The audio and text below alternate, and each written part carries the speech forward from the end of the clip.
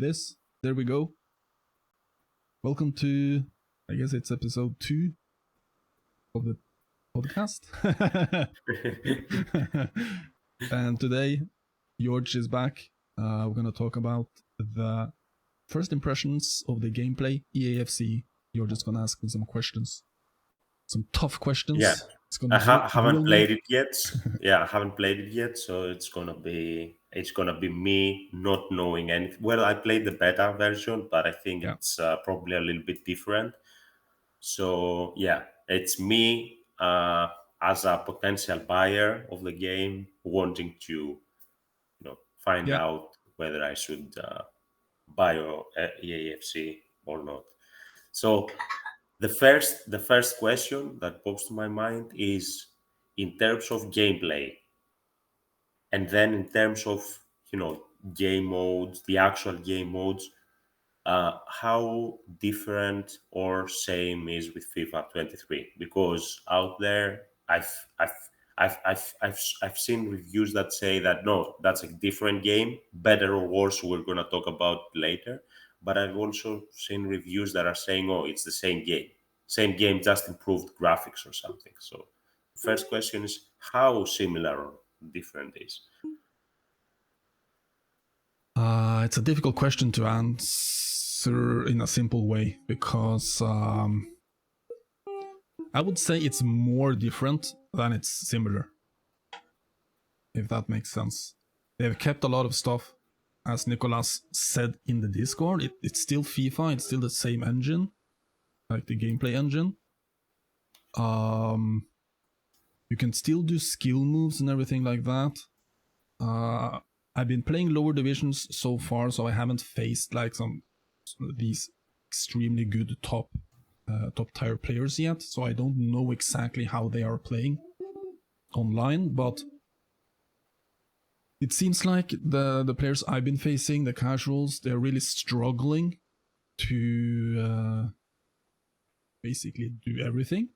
They're really struggling with defending because there is new defending mechanics. They're struggling with attacking because skill moves are in general not as OP as they were. The movement and everything is a little bit different on how the players move. The animations is slower. It's less that arcadey, ice skatey kind of animations.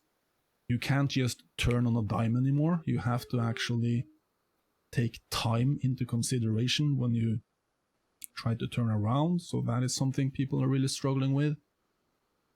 In terms of like specific things, like, I mean, tackling and defending is different because they added something called advanced defending, which we can talk a little bit about later, but it basically requires you to relearn defending. So that's new and different from FIFA. Passing is pretty much the same. I've seen some crazy ping pong passing online, but I haven't seen it. I've seen it on streams from other streamers, this crazy FIFA ping pong pass stuff, but I haven't seen it myself when I play. So I guess that is something that might be like a skill thing. Like if you're really good at the game, you're probably going to do that. Finishing is maybe it's nerfed a little bit, I would say. Goalkeepers are better. It feels like goalkeepers are way better.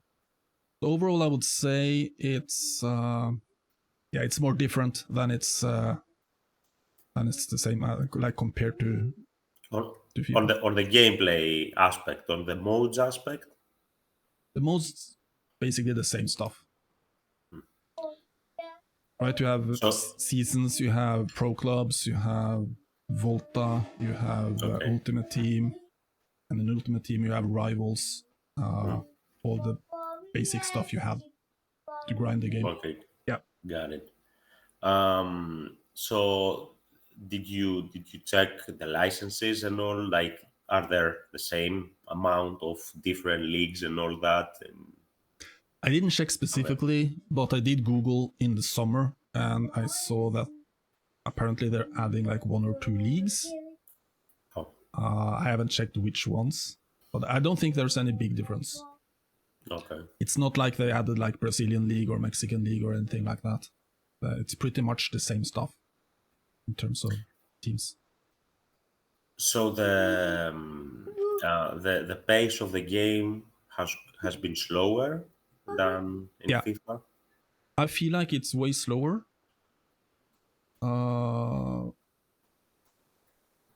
And I don't think it's the servers. Like I wrote it on Discord yesterday or the day before, and Nicolas asked, "Is it servers? Is it like input delay? Is it lag?"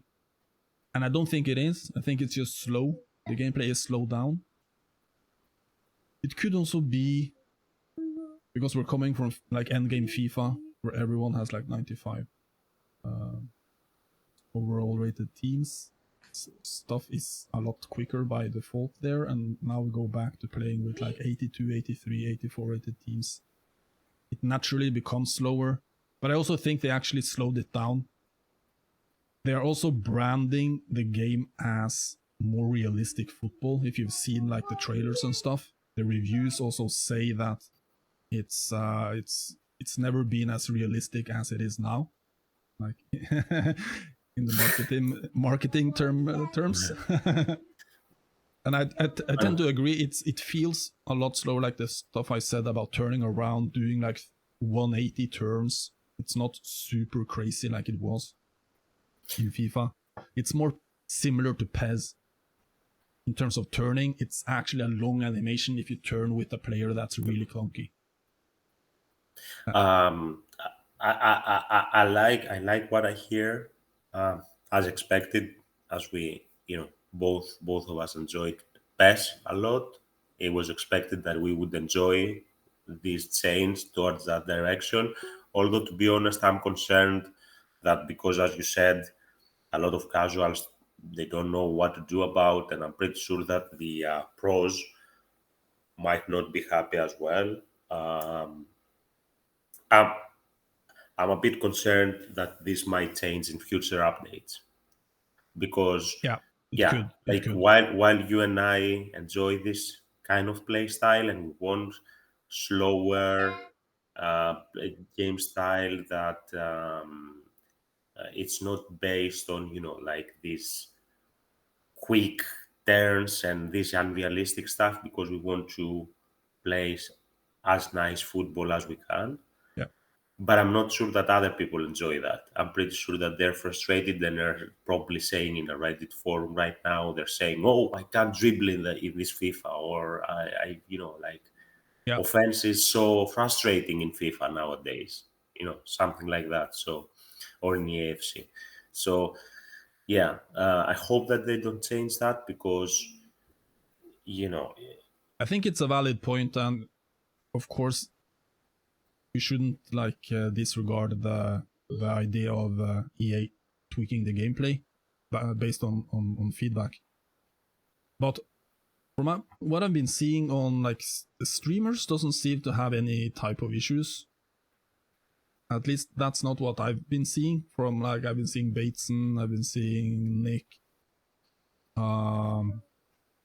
Also like the general consensus on Twitter, it seems like it's not that negative. They say it's different, but they're actually coping with the changes. It seems like the biggest problem from reading Reddit comments from casuals and stuff, it's the defending. They're really struggling to defend, which would mean like maybe the attacking isn't that much different if you're still good at doing skill moves and stuff like that. You are gonna score. It's not gonna look as crazy as it did in FIFA.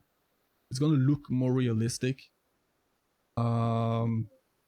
Crossing, for example, is way more realistic and better in EAFC. You can actually cross the ball and hit your target, but it also it's more random because okay, now we're heading into like the details here, so I'm gonna go off on a couple of different directions. In terms of crossing, they added something to the players called playstyles, which basically is traits, but taken to another level. So traits basically separates average player from a good one in terms of a specific thing. Like, imagine someone that's really good at crossing. Trent Alexander-Arnold. Right? If you have Trent in FIFA, you probably didn't notice all that much from crossing a ball with Trent and a random right back. Right? But in FIFA, Trent has like 2 or 3 specific playstyles, which is basically traits, but it's traits for passing and traits for crossing. Like, specifically the trajectory and the curve of a cross.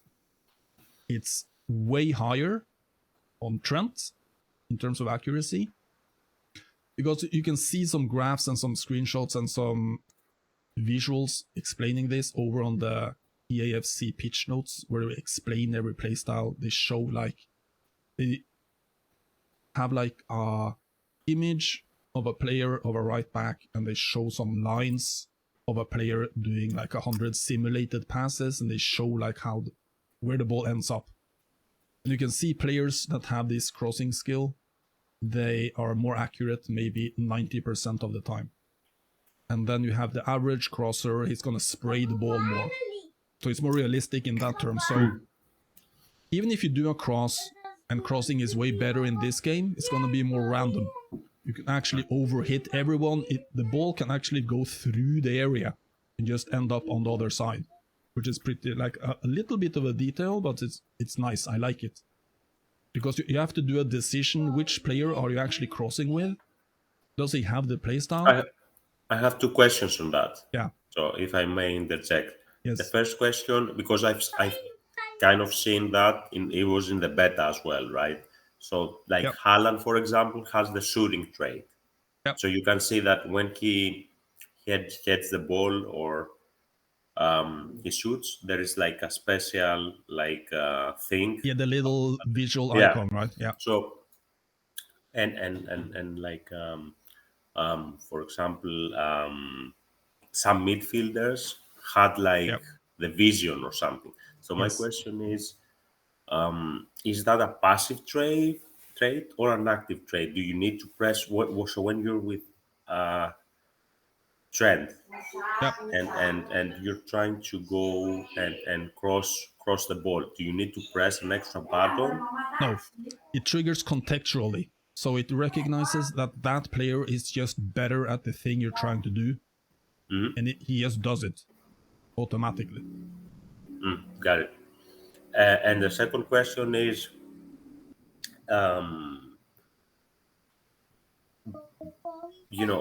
do we know, is that only going to be the case for the top players in the world, the players that are playing for, because, okay, in foot, it might be different, but I'm talking more about the real team seasons.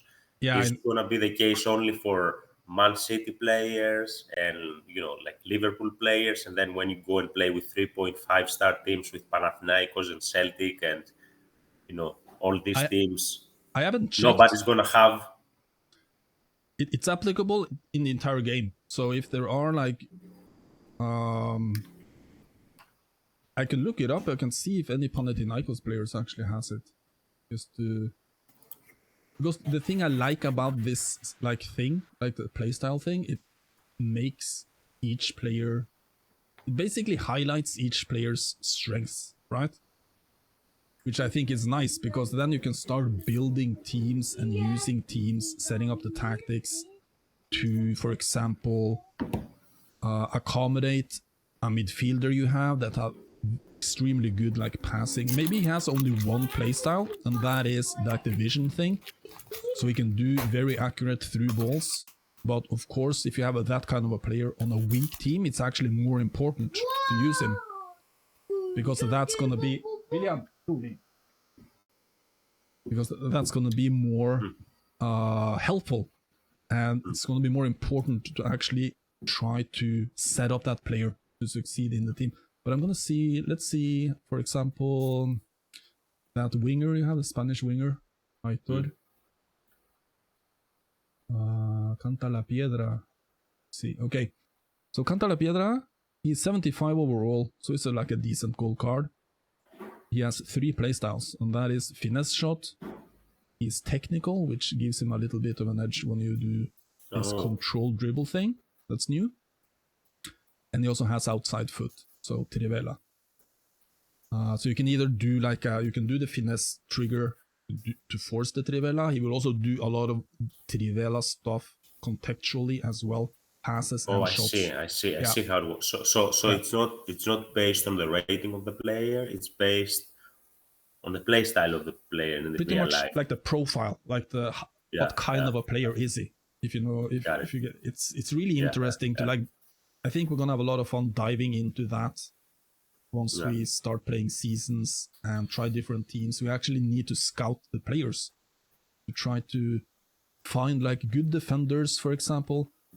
For defenders, you have traits like being really good at standing tackles while keeping possession of the ball.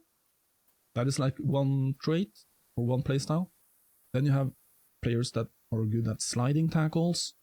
You have players that are like not sure what it's called, but they are strong. Like they have good strength. They can use their body to intercept the running direction. So you can basically just shield off the ball. If it's a 50-50 ball, let's say the winger tries to do like the double tap sprint to try to get a step, right? If you have a defender with high strength playstyle, you can press using the advanced defending. You can press and hold X, and the defender will try to like shield the ball, try to muscle like shoulder to shoulder, muscle the attacker off the ball. And that's really nice also because that actually offsets the attacking stuff a lot, because of course you're gonna have people trying to abuse the pace, trying to abuse these extremely quick players, but if you have defenders with these playstyles and you can actually move your player like you want him and control him and do like these kind of mechanics, you can offset a lot of that. So like defending has become more like skill based compared to FIFA. In FIFA, I felt like in FIFA it was like you jockey a little bit and maybe you try to like do standing tackles, but it's really random. Now it's more like you either choose, you can still jockey, but you have to choose if you're gonna use your body to try to get the ball, like go into the body of your opponent, or you can press the other button, which will trigger a standing tackle, like actually try to tackle the ball and get the ball. You have to decide what you want to do, or if you want to just fall off and not engage at all. So this sounds very promising because I remember, because I remember in PES, one of the things that they made me love the game was the ability to defend and use the strengths of your defenders to be able to counter the attacks of better teams. Like, for example, if you remember, we had the strong Strasbourg defenders. And we were able to play against the Bayern offense or the France offense based on the strength of these defenders. Yeah. I think in theory, it should make it easier to build. If you build like a team that has a lot of strong physical type of defenders in the middle, not only in the center backs, but only maybe some central defensive midfielders, you can actually be pretty compact in the middle and try to use like their pace, and use their strength, their physique to get the ball. And one thing I also like, it might sound like when you defend, you just press these buttons and the game just engages the player and then you get the ball. But it's not like that either. Because, of course, the opponent is going to do stuff to try to offset. He knows you're coming for a tackle, so he's going to try to do some stuff as well, right? He's going to try to like knock the ball away. So you actually have to, after you've decided if you're going to do like the body thing or if you're going to do the standing tackle, you need to see what actually happens and then do the next thing, because it might knock the ball loose. You might sometimes, your defender overruns the entire situation if he's like if it's a lower rated defender compared to the attacker. of course the script is going to give the attacker a huge edge. So that's why people can't defend. Yeah, right now it's going to be, because right now we have a lot of, like, the first thing you get in the Ultimate Team is like the meta attackers, right? So you're going to have a lot of edge there. So it makes a lot of sense that people are complaining about the defending. They haven't learned it, and it's extra difficult because you don't have good defenders at the moment. But you could, but still, if you overrun the entire situation and he gets a step on you, you can still catch up. I mean, I guess it's easier to show while I play, and you're also going to realize once you start playing how it actually works in terms of defending. But at least in terms of defending, I wanted to say I think we covered everything. In terms of specifically defending. But generally, like, tactics feel like they matter more again, because you can set up the team, play a specific way based on their play styles and everything. You can have speedy wingers. You can just have like Strasbourg, perfect example in PES. Had this solid foundational defense. Fullbacks were like not super speedy, but they could join the attack if they wanted to, so you can work with that. If you have some strong attackers, you can shield the ball off. Try to get like the quick players in behind. When it comes to tactics, I haven't tried that many variations yet. I've basically just played a 4-3-3 with everything on default. I haven't started doing that much experimentation with different stuff yet, but it's going to be interesting. First and foremost, I'm going to experiment with tactics when we play seasons. Different teams. So one problem that I had with FIFA, and this, what you're saying might lead to a different direction in EAFC, was that no matter the point of the game, no matter the score, no matter what score you wanted, for example, what I mean is, like, maybe I was playing seasons and I only needed a draw to win the title, and I was like 2 up ahead. Normally in PES, in that situation, I would play defense and I would make sure I don't concede 3 goals, right? Yep. But in FIFA, the way that the game is constructed, because you might concede 3 goals in 5 minutes, no matter how you play defensively, you play offensively, doesn't matter. If the momentum changes, things might change. Yep. What you needed to do is keep pushing for a third goal.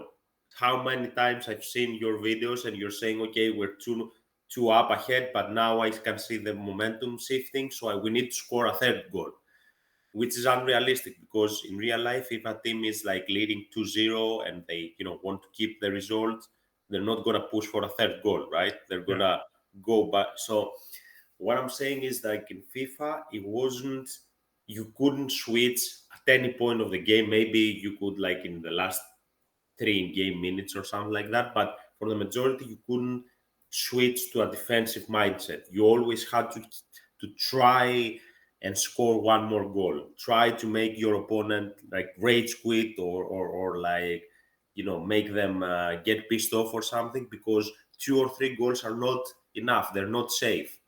Yeah. Maybe with this direction, if defense is harder to master and it becomes more important, then if you are leading 2-0 and you are a good defensive player, you can actually depend on your defense to get you the result, right? So I haven't tried, like I said, I haven't experimented too much yet, but in theory it should be easier to have like a good game plan and but it really depends on your setup, right? You need to have set up at least like a 2 or 3 different like tactics in the tactical screen. You need to have like one for defensive, one for balanced, and one for attacking, if you want to actually try to go through with any kind of game plan like that. Because if you play on what, like, if you have balanced, because I think the game, and I also think FIFA had this, and EAFC to a certain degree is basically it recognizes if you're being like lazy in terms of tactical setup, and you only play the same tactic the entire match. It basically wants to not punish you, but you shouldn't do it. You know what I mean? If you take a 2-0 lead or a 3-goal lead, 2-goal lead, like 4-2, 3-1, and you don't adjust your tactics and you don't do any substitutions, it's like built into the game that should suffer for it. It's like some kind of logic that kind of makes sense. It could be. It is really frustrating, I know, for a lot of people, because it's like the Instagram clip you showed me where you were you're up 4-0 and all of a sudden it's 4-4. And it does feel like that sometimes. But I think that is because when that happens, it's because your opponent does. Because you can't see if your opponent is doing tactical changes or mentality changes like you could in PES. In PES, you can see down on the screen if your opponent is going on full attack, right? You can't see this in FIFA or in EAFC. But I think what happens in those situations where there is like extreme momentum shift, it's actually the opponent going from balanced attacking or ultra attacking. It's forcing the issue pretty much, and it comes like as a surprise. And once you realize he's already scored a goal, and then the momentum kicks in, right? But I agree. But besides the momentum switch, what I was trying to say was that in PES, if you were a good player and a good defender, you like. I don't know if you remember our game that we played in seasons back in the day. Has been a few years, but I was fortunate enough to get the lead to nothing, and then because I knew that you were a good player, I switched and I don't mean just the tactical setup, right? That I went one defensive, or I mean my entire game style. I wouldn't want to rush the attacks and try to push desperately for a goal. I would stay back, be a little bit more patient. I wouldn't commit a lot of players. Your team had structure, right? The structure you had set up, yeah, it was pretty much set in stone there. And the but gameplay also was my mentality was to defend, because I trusted that my defense could hold for a 2-0 lead, right? Whereas in FIFA, no matter how good defender you are, because there are like a million different ways to concede a goal, and if the game, let's put it simply, if the game wants you to concede, you're gonna concede no matter what happens. My mentality. So if we were playing, let's say, the same game in FIFA, and I was leading 2-0, I would be saying, okay, 2-0 is a good lead. Let's try to be conservative in how we play, and let's try to be cautious. I would say, okay, Vic can score 2 goals at any moment. Even if it's like 88th minute and I lead 2-0, he can score 2. So let me try and go for the third goal. So it's mostly in the player's mentality, regardless of what tactical subs or tactical changes I make. And I hope that this changes, because I don't think it's realistic, and I don't enjoy the game like that. When you're 2-0 up, or 3-1 up, and you're still thinking, okay, I need to score one more. So I'm not gonna change my formation to something more defensive, because I don't want to go back. I want to push for a third goal. Regardless of the momentum. I agree with your point, but it's how the game it was made, right? Like the focus was in the attack.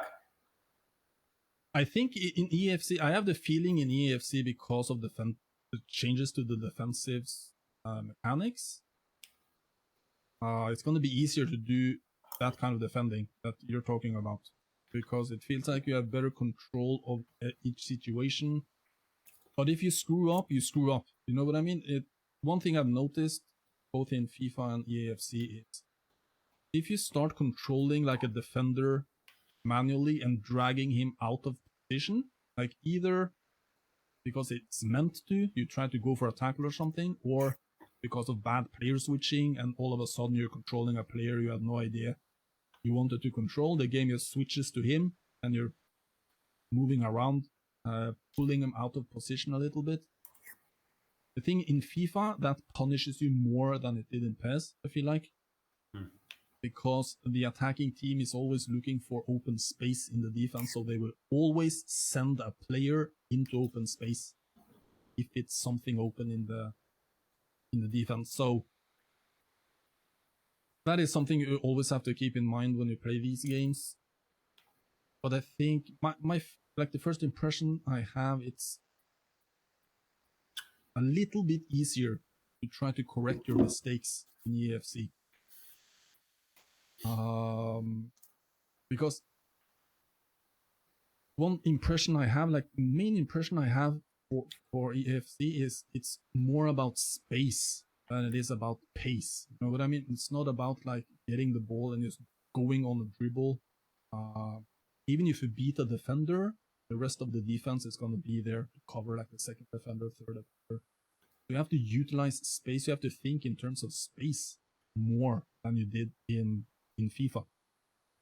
And I see this also when I play these casuals. I mean, I'm talking like I'm not a casual, but when I play these guys like in lower divisions that I've been doing right now, you can see their mentality is playing EFC the FIFA way. Just give the ball to the most skillful player, maybe one or two passes to try to make something happen, but nothing happens. So they are stuck with the player trying to do a skill move, and they can't. The entire thing just dies out. And also, when I control the defenders, I try to like gauge the situation more, try to my defender in the most logical space. And sometimes I give up space for the attacker to run into, but not that big of a deal, I feel, in EFC. And it was in FIFA, because you can actually catch up to the defender. Like the defending mechanic where you hold X to do like a body, the body thing I was talking about, that also works as kind of like not a sprint, but the defender will take a couple of strides, actually try to catch up to the attacker if the attacker has like a couple of steps on you. So if you like misjudge like directionally where your attacker wants to go with your defender, you misjudge it, you take a step in the wrong direction, you can actually, if there's enough space to the goal, you can actually catch up, try to do a body thing to mess up the balance of the attacker. And also like shots this year feel more random. So if you with the defender, think not necessarily getting the ball, but just mess up like the shooting path, mess up the passing path. Think more strategically where you place your defender. That actually helps. That actually has a big impact. But I mean, everything feels more. I know a lot of people don't like the term realistic. Let's say it's more random. It's not as it's not as certain that you're gonna score from a specific angle that it was in EFC. You can do like these like 99% shot angles from FIFA, but in EAFC, goalie's gonna save it more. Gonna hit hit the post more. That sounds really scripty, but you're gonna miss a lot more. Shots are going higher, a lot, like over the goal a lot more, even if you don't hold, like even if you do like a 50% shot strength. If the player has like the wrong angle, the wrong foot, weak foot, if there's a defender in the way, it's kind of like the game realizes that the attacker has to try to bend it around, but it's going to calculate the probability of that being successful or not based on everything. And it's going to... It feels more random, and because of that, more realistic. So now that you, yeah, and the word random brings me to my next question, actually, and very nicely, because I think that PES, in what I'm about to say, was great on that, and then FIFA is not great, but it's better, way better than eFootball. And now I'm wondering about EFC, which is how consistent is the skill gap between players? I mean, real life players, not the virtual players. So I remember in PES, and you would remember that when we were playing against a noob, that, and I'm not talking, okay, if you had like in online divisions, you had like Livorno and he had France, maybe things were tougher or more complicated. But if you were playing with Bayern and a noob was playing with France, then 99% of the time you would win. And in FIFA, a good player, the ones that you're saying, the top tier players versus the casuals, 95% of the time they will win, right? Uh, my problem with eFootball that doesn't get mentioned a lot is that this is way lower than 95.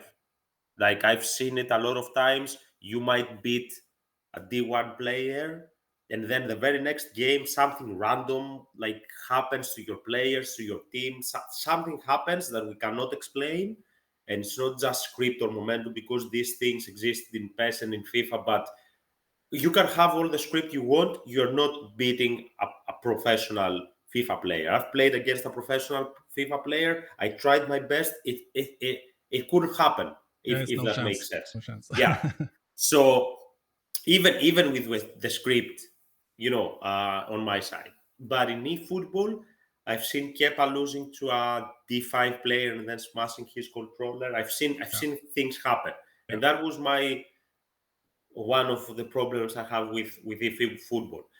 Um, what do you think about the AFC? Do you think that the skill gap is consistent? That if you master the game, because essentially that's the question. If you become good, are you gonna be able to beat a certain amount of people, and then okay, maybe in players that are as good as you, other things like script and momentum and randomness come into play, but at least you've got a good consistent win ratio, or is it gonna be like in football where you can beat a top tier player in one game and then the next game something happens, we don't know what, and you lose to a noob? I would say it's more consistent in EAFC. It's pretty much the same as in FIFA. And also because like the nature of the online modes in FIFA and the EFC is different from eFootball, because eFootball you have cross division matchmaking for divisions, but in FIFA you don't have that. You only face players your same division in rivals, right? So divisions or rivals in EAFC is always against like other peers, like on your level. So if you reach Division 3, you're only going to face Division 3. You're not going to face elite players in Division 3 unless they are in Division 3 at the moment. So that takes like the cross division type of scripting that is applied by Konami in like both in my club and in eFootball. It's taken away. So there's no need to balance like the two teams, the two opponents, like it is in those games. Because if you wouldn't have that in eFootball, like the top division guys would just run away with it, right? It would be like everyone in Division 1 and the rest in Division 8. They added that because they needed to have it, right? So I think that if you're really good in like if you're the best player in a totally random EAFC game, you're gonna win like 80%, 90% of.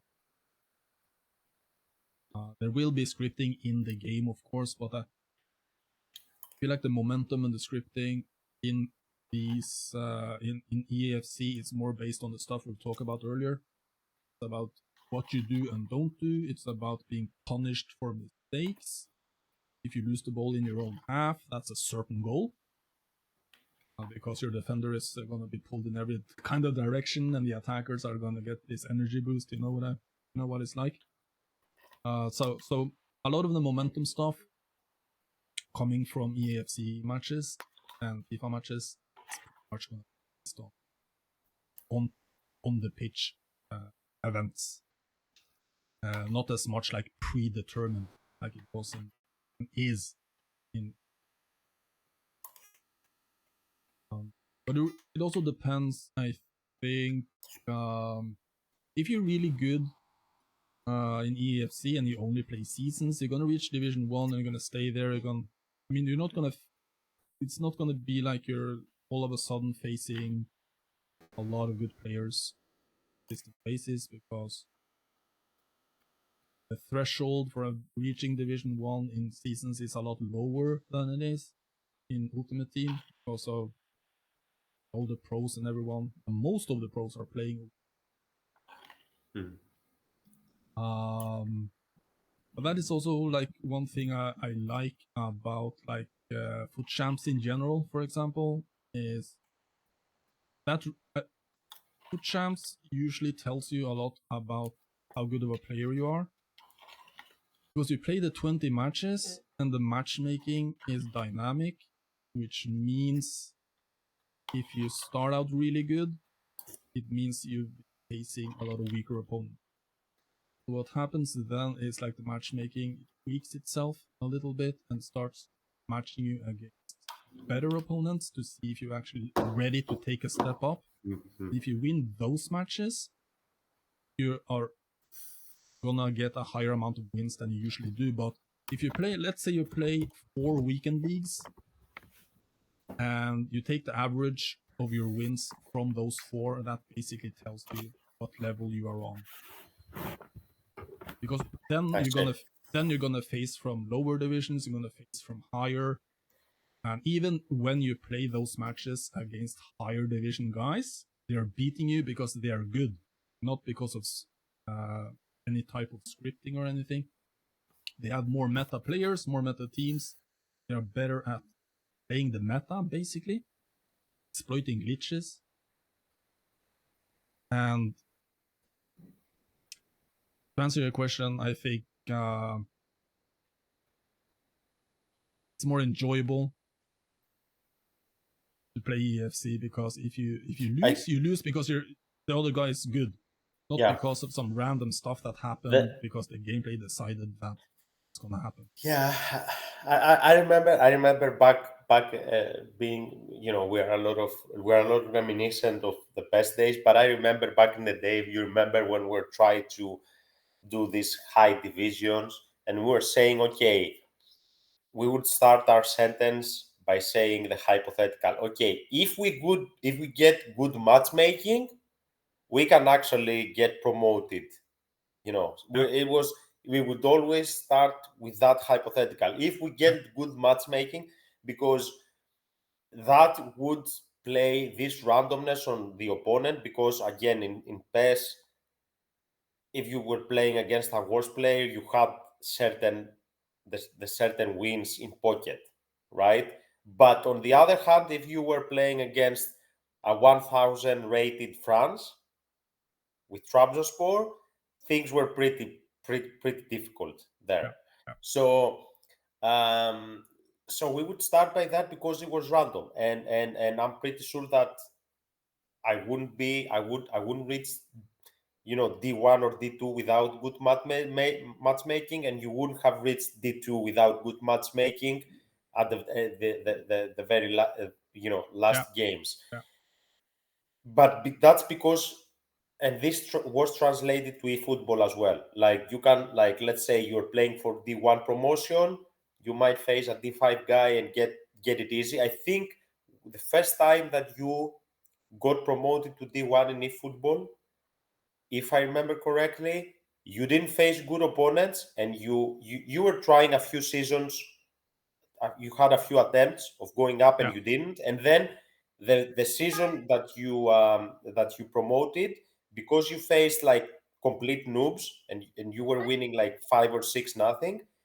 I remember you saying, okay, we finally got into D1, but it wasn't as fulfilling because the matchmaking wasn't that great. Yeah. It was like anticlimactic, if you remember. It's like maybe 1 or 2 years ago by now. But so I guess that's one advantage of FIFA and EAFC, that if you want to go up, if you want to, reach a higher division, you really need to struggle against these players. They are no easy. Okay, I got an easy matchmaking. I win 5-0. Right? Yes. But also, it's good when you're starting the game because, for example, we're talking about all these differences, and it's gonna be tricky for me the first few games to get a great grip, get a sense of how the game works.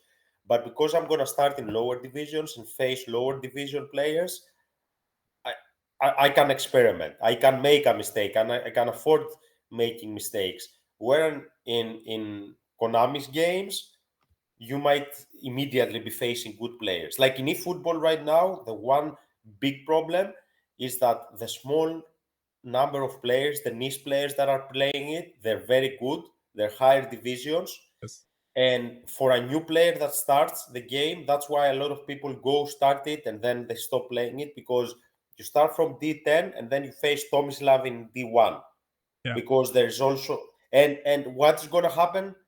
Tomislav is gonna destroy you because he knows how to play the game, right? So you're not, as you said earlier, you're facing casual or poor casuals, and that helps you understand the game and helps them understand the game.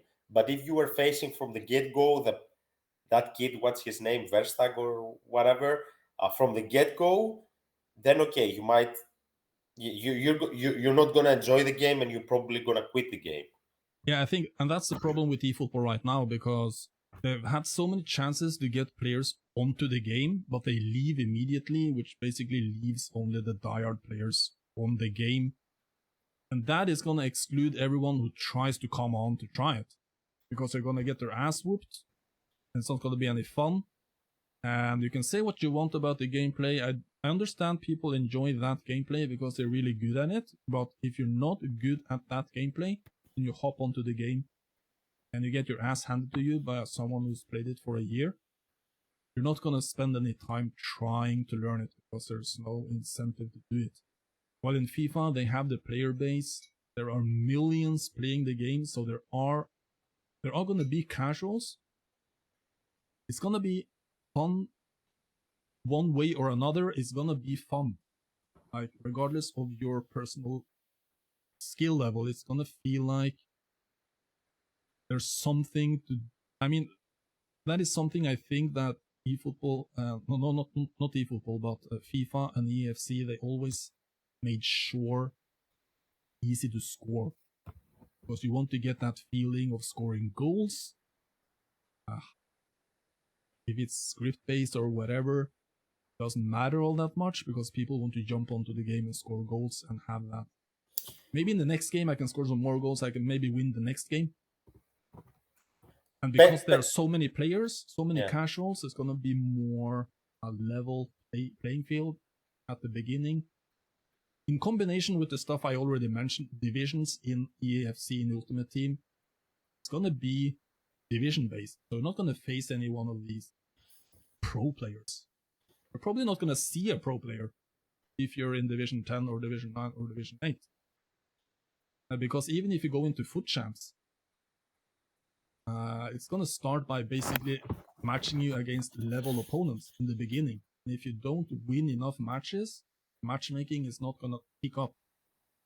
So you're going to be playing at your level, which is nice. I think that's nice, actually, in terms of like the casualness and having fun on the game. PES had that option, both in my club and in regular online divisions, that if you are lower rated, okay, obviously if we're like, if your rating was around 900 or 1000, that it was for us, then you wouldn't have this setting, this preference, because you would want to face anybody. You wouldn't mind. But if you were like 400, I don't know if you remember the ratings in PES. if you were 400, you had this option to go only 100 above, Yep. At most Yep. 100 above your level.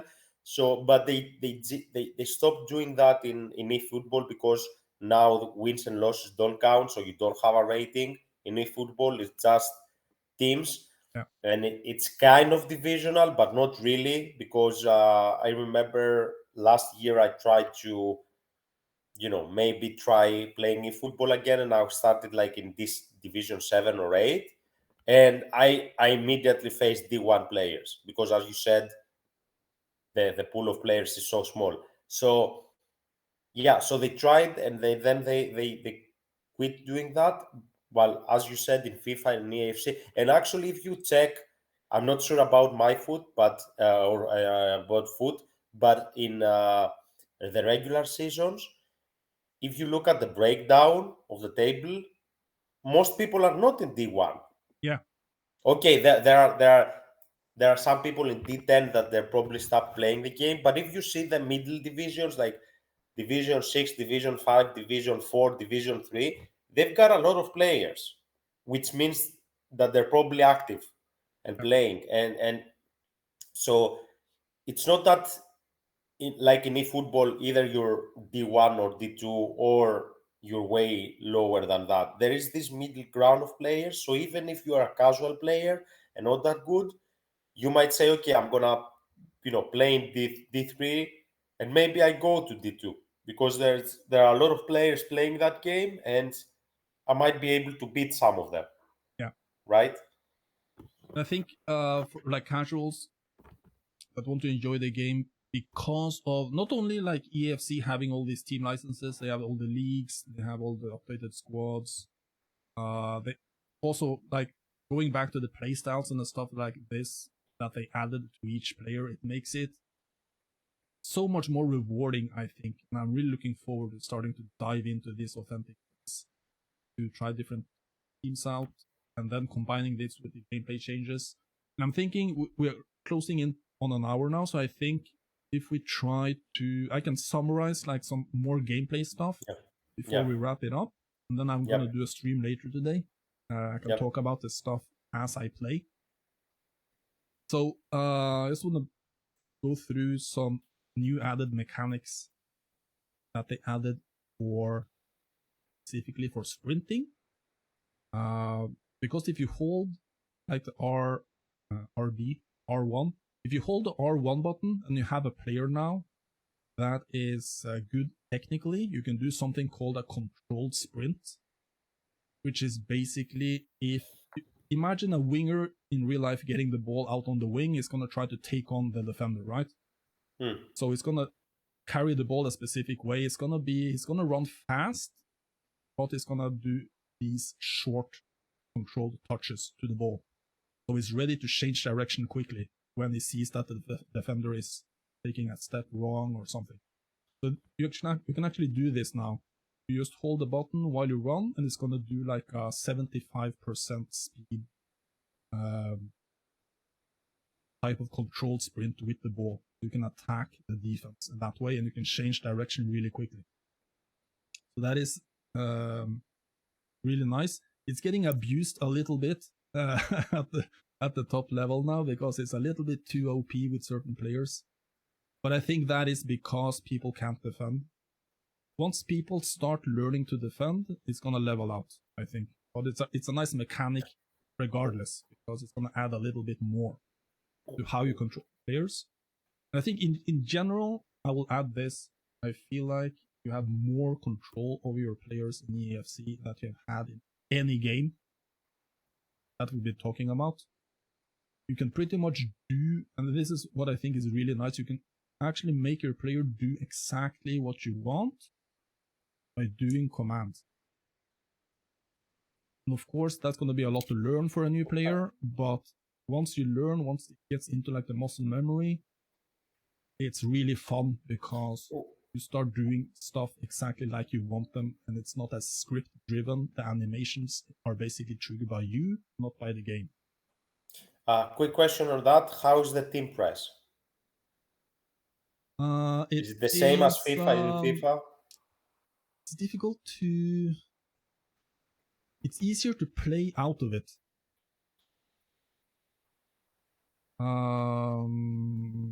It's so difficult to gauge like the effectiveness of the team press in lower divisions because. I mean the one that the mechanic where you would bring a second player. The second one. Okay. Yeah. Yeah, I was talking about the. No, yeah. It was tactical thing. I Yeah. didn't put it correctly. Yeah, no. You mean like second man defending, right? Yeah, second man press. Yeah. Because in PES it was very useful. Yeah. In eFootball it was non-existent, if you remember. And then they made it, but it's like it's not that great. And then in FIFA, it could help in certain ways, Yeah. but it's not that. It wasn't game changing. In FIFA, it was.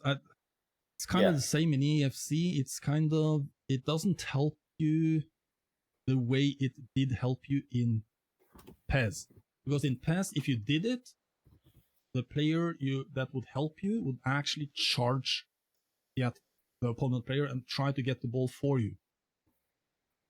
And I think the reason they don't have it like that in FIFA and in FC, they feel like it's too AI. It helps out the player too much. I think if you noticed when you do it, the player will only run up to a certain point and stay at like a meter's distance from the ball carrying player. And because of that, the way I use second man press when I play FIFA and EFC, I pretty much use that, have the second defender cut the running lane or cut the passing lane, and then I will charge the player with the player I'm controlling. Try to tackle the ball. So it really depends how you use it. Of course, it's not going to be like in PES because it works differently, but it's still pretty much the same as in FIFA, I feel like. But it's more effective because people aren't used to their attackers being this slow in EFC compared to FIFA. They're used to being able to just turn around and just do the pass, get rid of it in like a split second. But now it actually takes half a second to turn the player around or get the good angle. And if you don't get the good angle, you're going to mishit the pass. So overall, I think it works better. It's the same, but it works better. At least my experience so far. Like the last thing I want to mention, if you remember, there might be more stuff actually, but something I wrote down is they added something called precision shooting and precision passing, which pretty much is the exact same thing in PES when you did the L2 to do manual shots and manual passes in it. So they pretty much added the ability to put the ball exactly where you want it. And I haven't used it all that much. I haven't gotten accustomed to it. But pretty much what's happened when you do a pass, it pretty much triggers like a visual aid on the screen where you have like a little circle for the target, and you can see visually like a line from the player controlling the ball kill the target, and then you move the target around, and when you release, it passes it there. Oh, it was similar to PES then. Yeah. If you remember, in PES had like I think it was orange line. Yeah, it was a little orange line. Yeah. Yeah.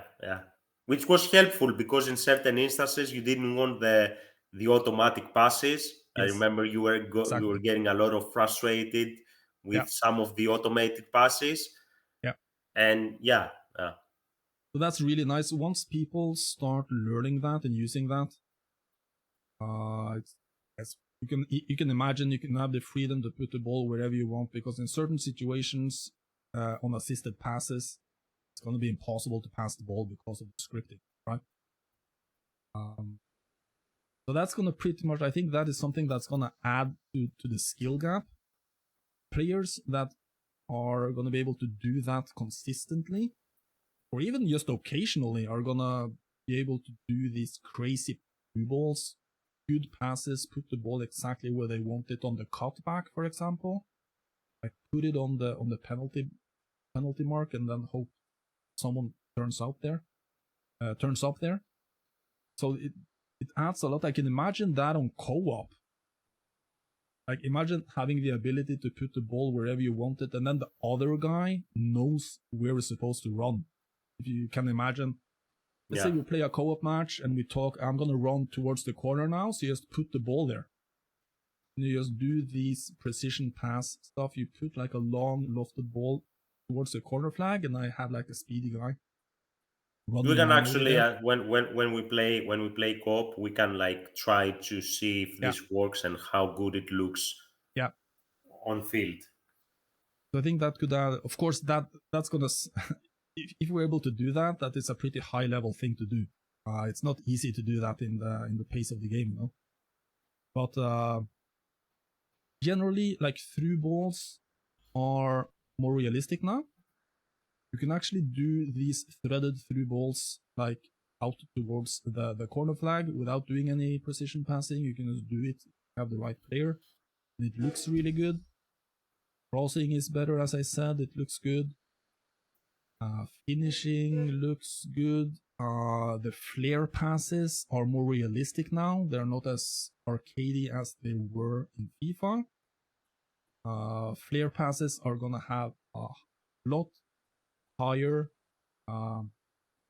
probability of error, because it really depends on the angle and the player and their skill and everything. So you can still try a flare pass, but it can actually go completely the other way if it's the wrong player. So no more trash talking from opponents that they are winning like with 3 goals, and they just do all these flare passes, and no more from that. No more that, especially in seasons where you don't have these crazy icon players and stuff like that.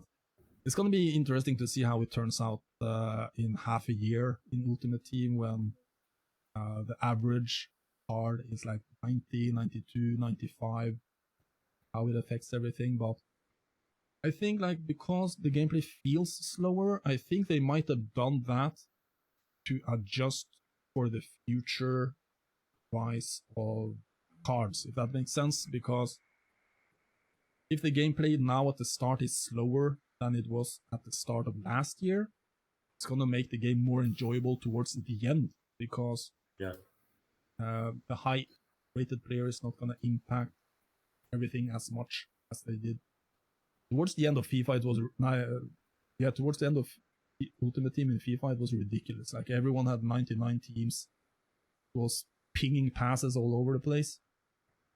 Impossible to defend. It's like, that is arcade. That is, I mean, it was still good. It was still fun, but it was, I don't know. It feels a little bit more realistic, the EAFC, the way it is right now. So the closing question is, what is your objective recommendation? Do you think that people should buy it?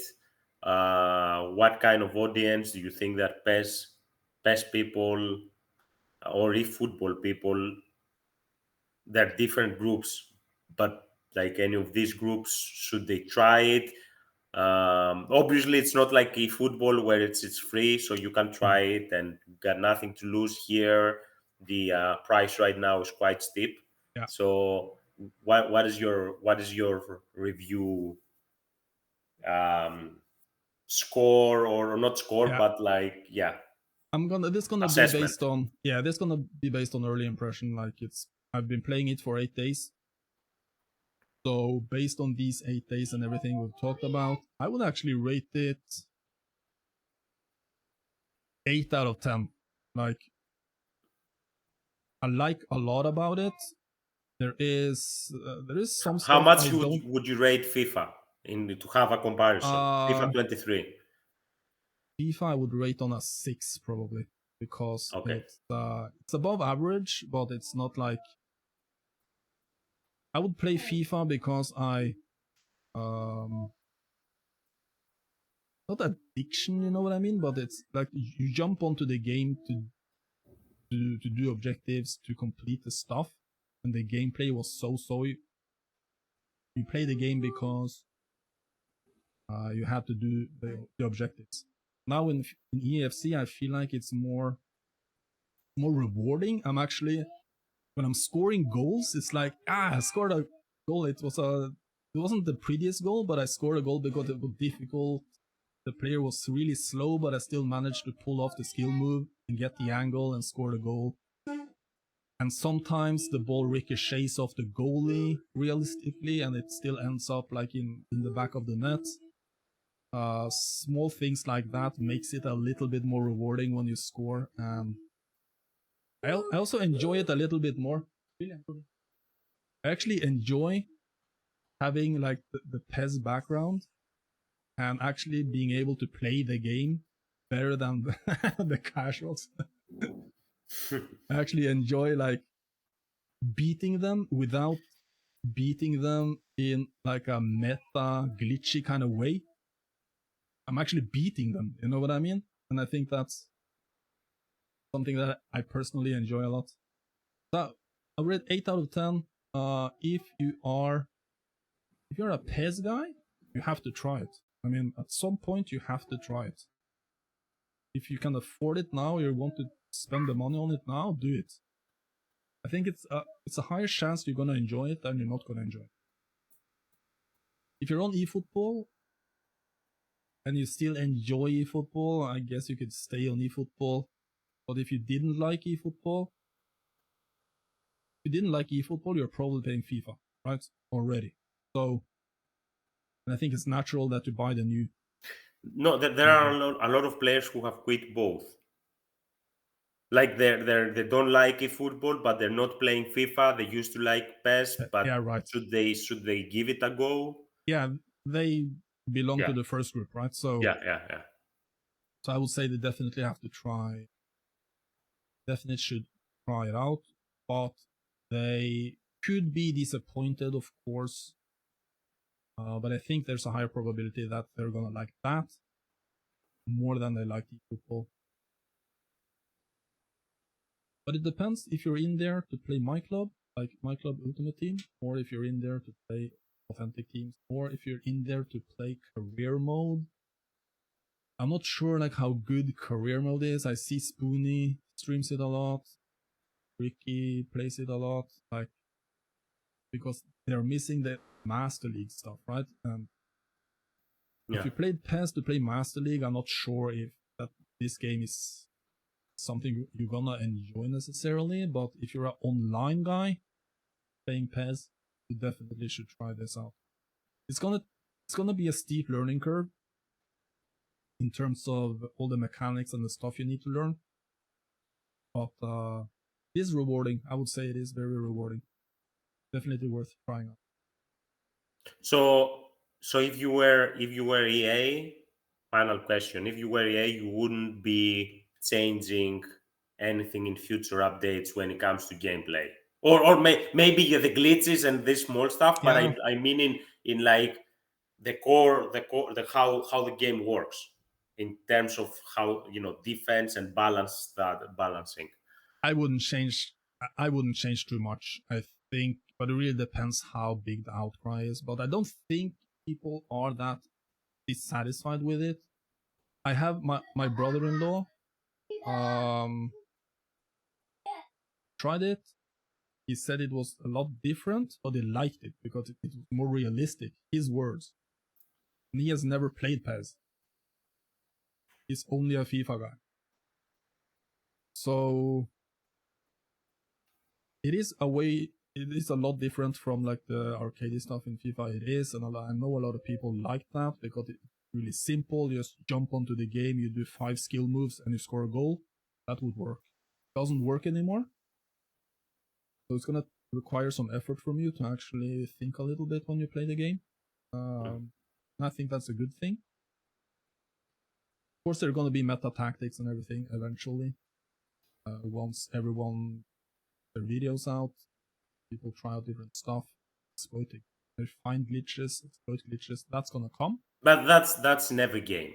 That's in every game. That's Like yeah. even in PES, which you know how much we love, there were like certain glitches with the corner kicks and the kickoffs and the meta formations that PESEP was trying to find and exploit. It's the nature of gaming, right? Like Yeah. So it's unfair to blame EA for that, where in every game, even in non-football It's human. games, It's human yeah, nature. yeah, yeah, yeah, Yeah. yeah. But I think the foundation Uh, is good. I really like it. So I hope they don't change too much, and I can't imagine they want to change too much. But of course, it's down to the bottom line how much they're making right now. Difficult to say. so please, I'm gonna try and watch the stream later live. But even if I don't watch it live, I'm gonna watch it on a replay. But please, whenever you're seeing these smaller or bigger things that are different from FIFA, please note them, because sometimes I know that some of them might be obvious to the viewer. When I'm watching, I'm saying, okay, that animation or that thing is like different from FIFA, but sometimes you cannot understand it if you're not playing and you're Yeah. just watching. So having you mention the differences, I think it's going to be helpful for people like me that have played FIFA 23 but haven't played the AFC yet, to see how different it is and try to put like what you said, and I'm imagining, put it into our like a real life image. Yeah, I'm gonna explain and talk what I do, Yeah. like specifically what new stuff I'm doing and what happens, and I see the opponent. I'm really curious, like how the opponents are in seasons, because in the Brighton stream I did, I feel like except for the Barcelona guy, the opponents were like, I don't know what they were doing in there. But the Barcelona guy felt more like he was doing skills, he was doing more stuff, and hopefully it will be. I want to play good players because I feel like it's more rewarding. Of course, it's fun to score 8 goals on a random noob, but it's good every once in a while. It's good, but you want to play good games, and I think we're gonna see later how it turns out with Girona. They have some good players. I'm excited to try out. I want to try out every team. There's so many teams. Yeah, I was trying to I was trying to schedule like, okay, what if I do one team per day, and I do like the Premier League is gonna take 20 days, like, and then I start thinking like, okay, Serie A, Bundesliga, we have all this, that, and that. There's not enough days in the year to cover every team. But we can mix it up. We can be trying different teams in co-op and different teams. Yeah. So it's like we can mix it up. Yeah. So I think for future we could do what I would like to do. Like let's say there's El Clasico a weekend. We can do during the week we can both play with the two teams, and then we can do like a video in the weekend discussing both teams, like the differences and what we would like to do with the players, the teams, and our experiences and stuff like that. Like a 20-minute video or something each weekend. I think that could be interesting to do. Yeah. Okay, it was great talking to you. Great discussion. Likewise. Look forward for your stream later, and looking forward to playing with you, bros. We're going to please play some co-op together. Yeah.